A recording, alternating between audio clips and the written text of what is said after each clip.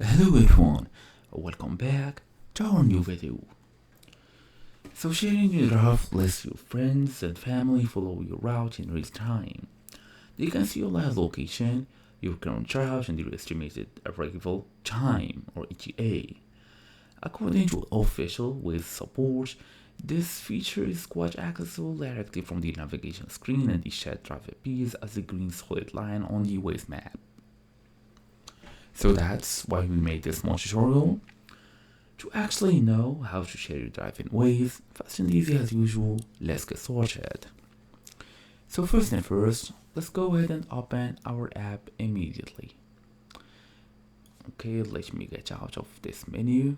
Let's go to this straight plain screen where we can go and plain drive, look for inbox settings and all of this. So the key to all of this is to actually start your navigation. Set your destination and start navigating.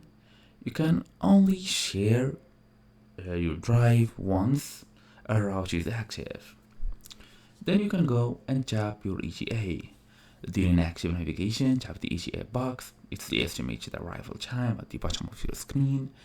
This opens the drive options menu. Select Share Drive. From the menu, only go and select Tap Share Drive. Waze will present you with a list of apps to share it, including WhatsApp, SMS, Facebook, Messenger, and all of this. So if you prefer one of those, go ahead and select it. You can also go ahead and copy the link if you want to. So that's your idea here. Thank you all for watching. I'll see you all in the next video.